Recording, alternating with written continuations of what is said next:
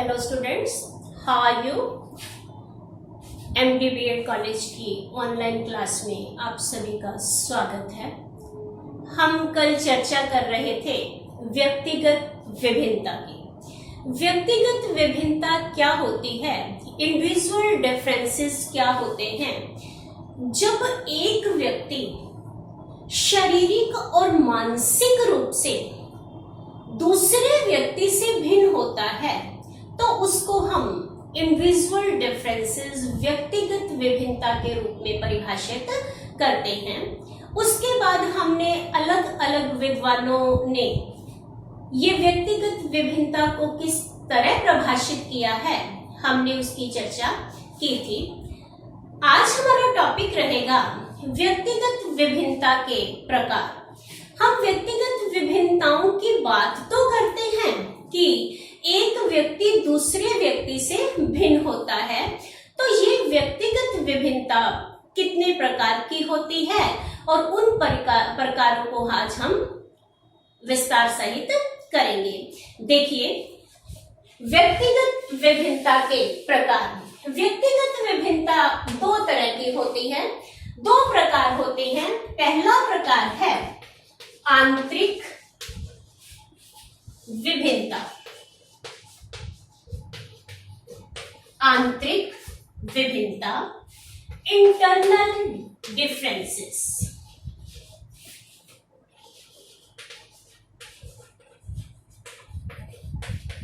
Internal differences जो हमारे अंदर, एक व्यक्ति के अंदर जो शारीरिक भिन्नता पाई जाती है, शरीर में जो विभिन्नता पाई जाती है शारीरिक रूप से, और एक ही व्यक्ति के अंदर जो विभिन्नता पाई जाती है उसको हम आंतरिक विभिन्नता का नाम देते हैं। राइट। अब देखिए कि एक व्यक्ति में तर्क शक्ति बहुत ज्यादा है पर उसकी स्मरण शक्ति अच्छी नहीं है। अब देखो कि ये जो मेंटल एबिलिटीज हैं वो एक ही व्यक्ति की एबिलिटीज हैं, एक ही व्यक्ति की योग्यता है। एक व्यक्ति की स्मरण शक्ति अच्छी नहीं है पर तर्क शक्ति अच्छी है, और एक व्यक्ति की तर्क शक्ति उतनी अच्छी नहीं है जितनी स्मरण शक्ति अच्छी है। तो ये जो विभिन्नताएं होती हैं, इन विभिन्नताओं को हम आंतरिक विभिन्नताएं कहते हैं, क्योंकि ये एक ही व्यक्ति में विभिन्नता होती हैं। अब देखिए कि अगर एक ही व्यक्ति में विभिन्नताएं पाई जाती हैं तो बाकी एक व्यक्ति दूसरे व्यक्ति से तो भिन्न होगा ही होगा। जब एक व्यक्ति की शारीरिक और मानसिक योग्यताओं में भी विभिन्नता पाई जाती है तो दो व्यक्तियों में तो डिफरेंसेस पाए ही जाएंगे। तो ये जो है एक ही व्यक्ति की योग्यताओं में जो डिफरेंस होता है उनको हम क्या बोलेंगे, उनको हम आंतरिक विभिन्नताएं बोलेंगे। अब इसका दूसरा प्रकार कौन सा है, बाहरी विभिन्नताएं। बाहरी विभिन्नता, बाहरी विभिन्नता,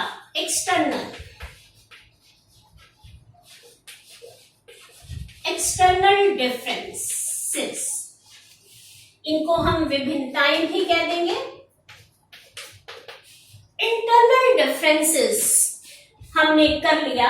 अब है बाहरी विभिन्नताएं। बाहरी विभिन्नताएं कौन सी विभिन्नताएं होती हैं कि जब एक व्यक्ति दूसरे व्यक्ति से शारीरिक और मानसिक रूप से भिन्न होता है, और उसको हम कौन सी विभिन्नताएं बोलेंगे, उनको हम बाहरी विभिन्नताओं के नाम से संबोधित करेंगे। क्योंकि एक व्यक्ति दूसरे व्यक्ति से भिन्न है तो ये जो विभिन्नता है ये बाहरी विभिन्नता में हम इसको काउंट करते हैं। जिस तरह हम कहते हैं कि राम गोरा है और श्याम काला है। राइट। हमने क्या किया कि राम, हमने बोला है डिफरेंस में क्या बोल दिया कि उदाहरण क्या है कि राम गोरा है, राम गोरा है पर श्याम काला है, श्याम काला है और राम गोरा है। तो ये क्या है, एक व्यक्ति दूसरे व्यक्ति से भिन्न है और दोनों में विभिन्नताएं हैं। वो शारीरिक भी विभिन्नताएं हो सकती हैं और मानसिक भी विभिन्नताएं हो सकती हैं। एक व्यक्ति तर्क शक्तिवान होता है और दूसरा व्यक्ति स्मरण शक्ति में विशाल होता है। तो ये विभिन्नताएं जो होती हैं, दो व्यक्तियों में जो विभिन्नताएं पाई जाती हैं, उनको हम बाहरी विभिन्नताओं के नाम से जानते हैं, राइट। तो ये जो इंडिविजुअल डिफरेंसेस है, इंडिविजुअल डिफरेंसेस के दो प्रकार हैं। एक प्रकार कौन सा है, आंतरिक विभिन्नताएं, कि जो हमारे इंटरनल विभिन्नता, एक ही व्यक्ति में जो विभिन्नताएं पाई जाती हैं वो विभिन्नताएं इंटरनल होती हैं। और जब दो व्यक्तियों में विभिन्नताएं पाई जाती हैं, उन दो व्यक्तियों में विभिन्नताएं जो होती हैं उनको हम बाहरी विभिन्नताओं के नाम से जानते हैं। अब हम बात करते हैं कि ये जो इंडिविजुअल डिफरेंसेस होते हैं, इंडिविजुअल डिफरेंसेस के क्या कारण होते हैं।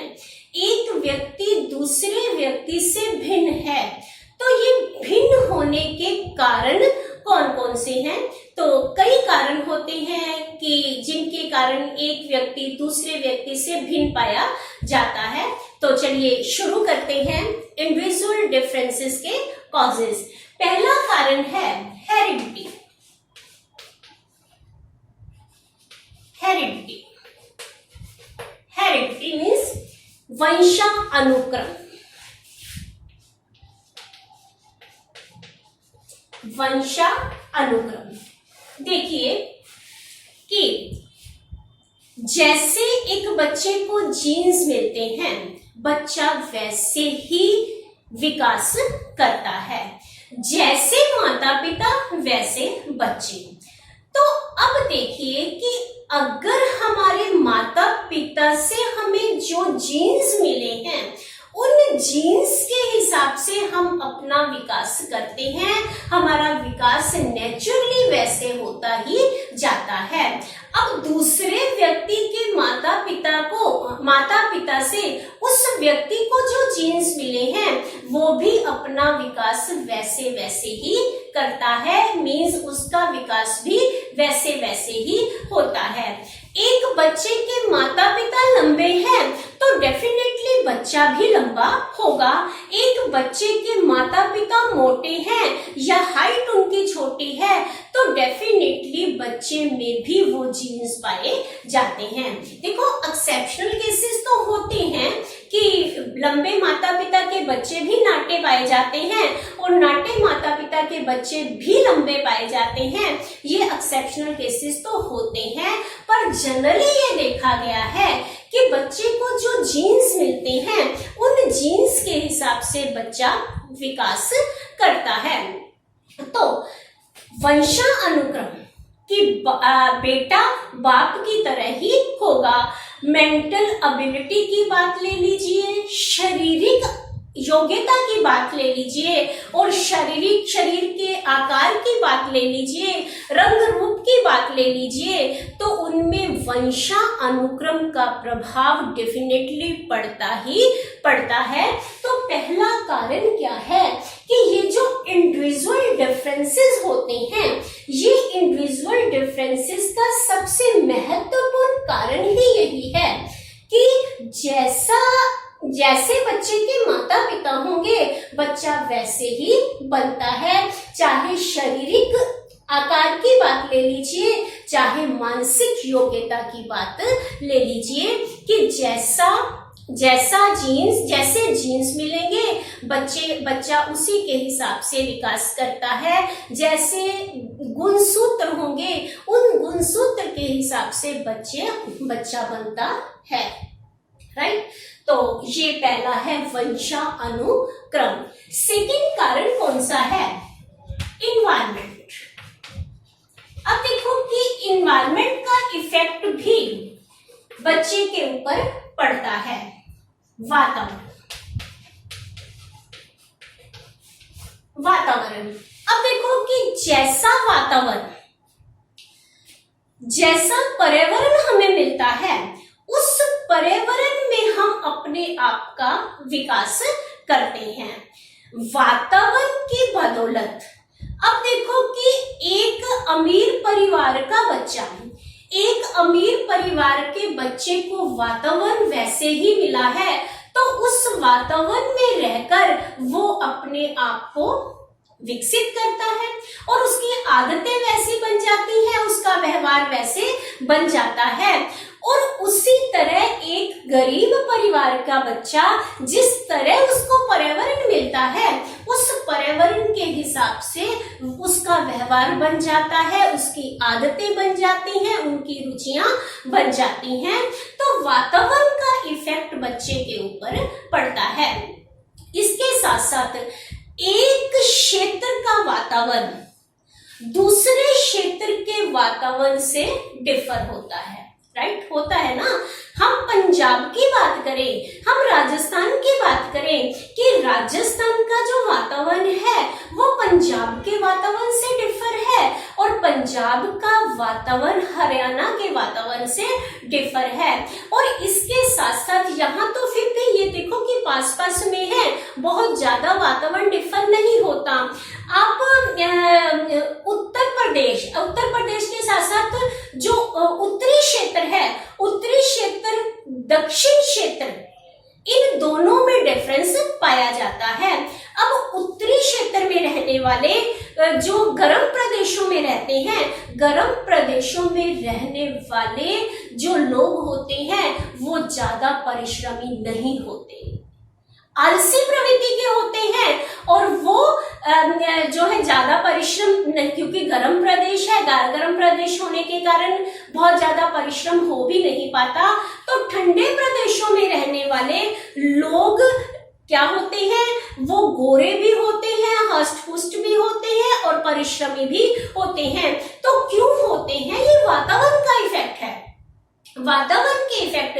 अब गर्म वातावरण में रहकर व्यक्ति वैसा ही बन जाता है और वही प्रवृत्ति का बन जाता है। ठंडे प्रदेशों में रहने वाला वैसा ही उसका भी जो वातावरण है, वातावरण के कारण वो वैसा ही बन जाता है, उसका रहन सहन वैसा बन जाता है, उसका खान पान वैसा ही बन जाता है। जैसे हम बात करते हैं पहाड़ी प्रदेशों में, वही कि पहाड़ी प्रदेशों में रहने वाले, हिली रीजन में रहने वाले लोग मांस मदिरा का सेवन बहुत ज्यादा करते हैं और मांस मदिरा का सेवन करना वहां उन लोगों की नेसेसिटी है। क्यों नेसेसिटी है? क्योंकि वो अपने आप को सर्दी से बचाने के लिए इन चीजों का प्रयोग करते हैं। जबकि गर्म प्रदेशों में रहने वाले लोग इस मांस मदिरा का सेवन करने वालों को अच्छा नहीं समझते। क्यों नहीं समझते?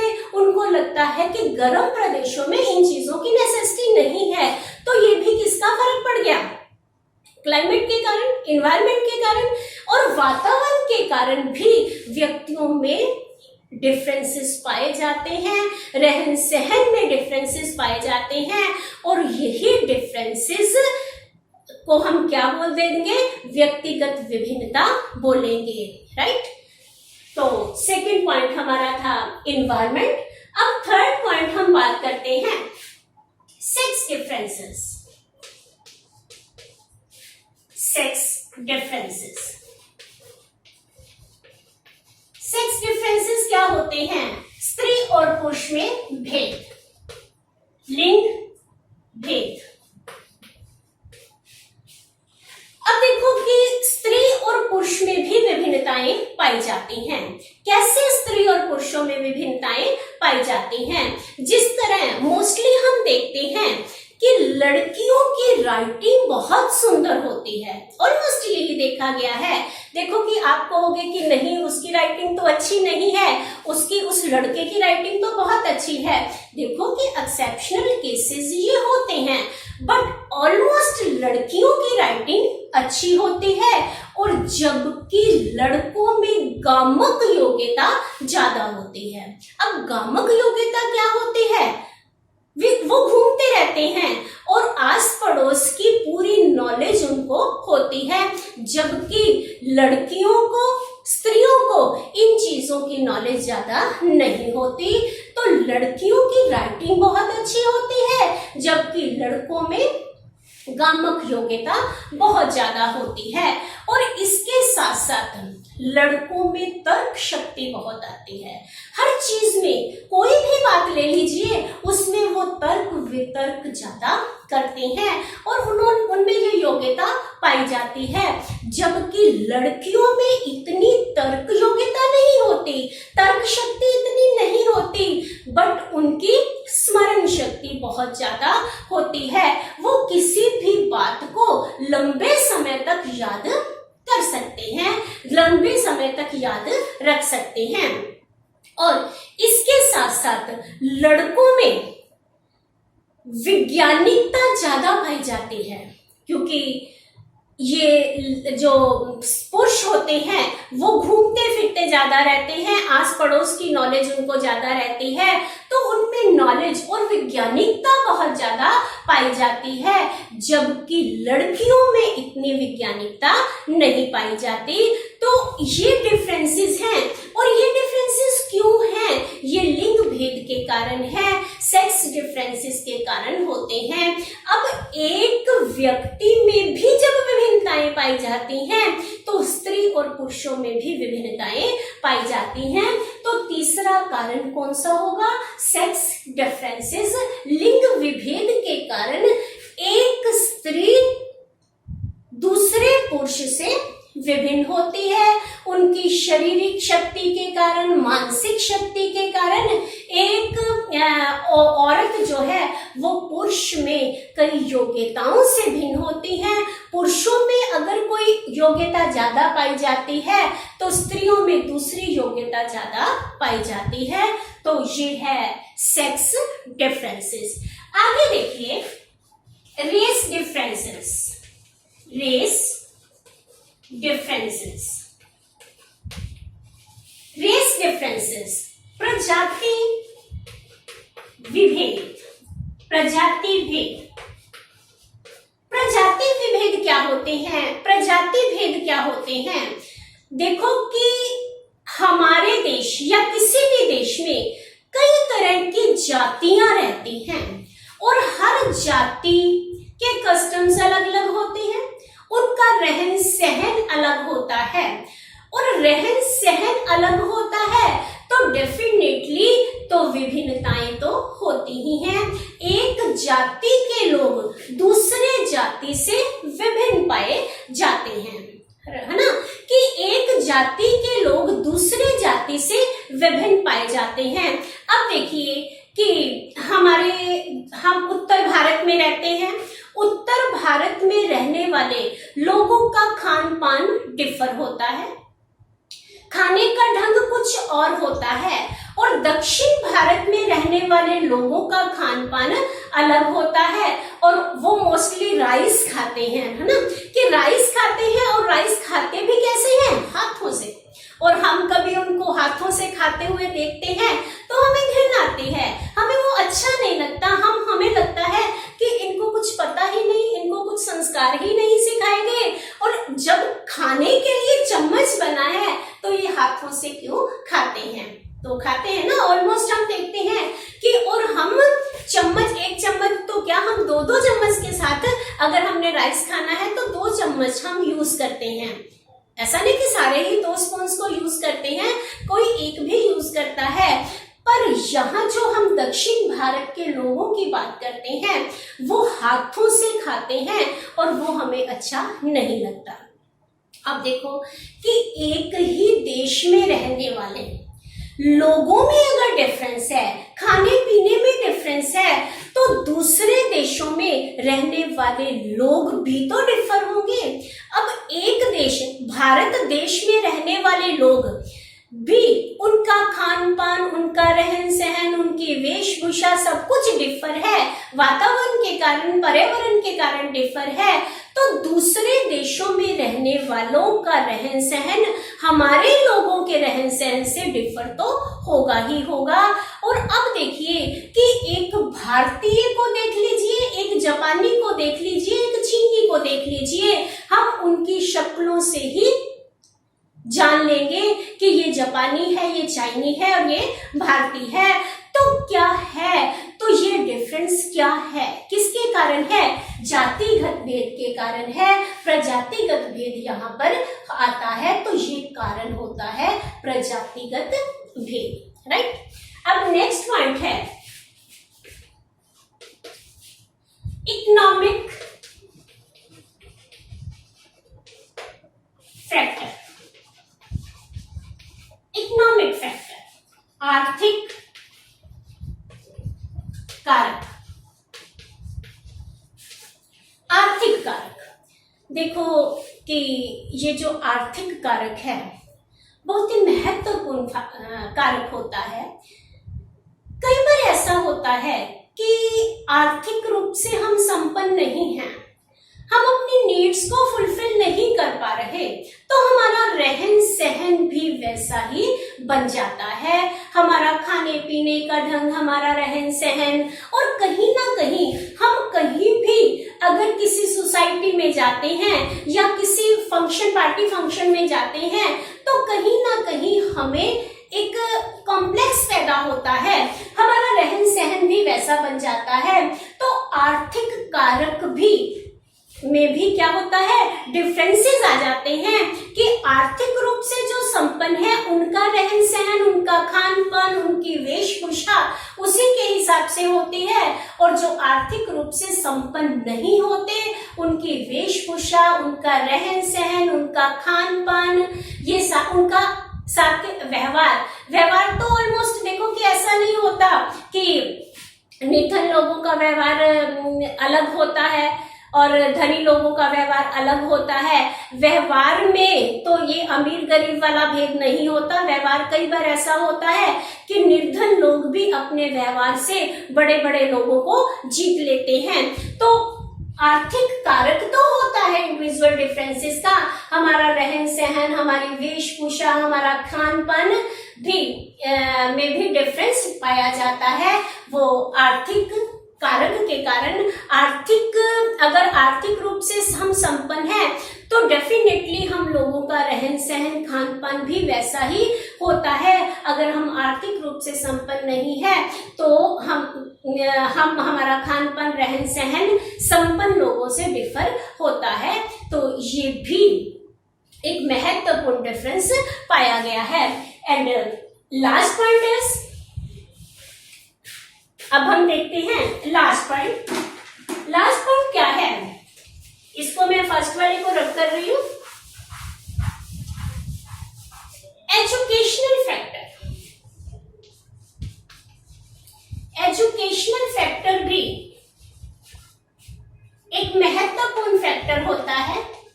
एजुकेशनल फैक्टर, शैक्षिक कारक।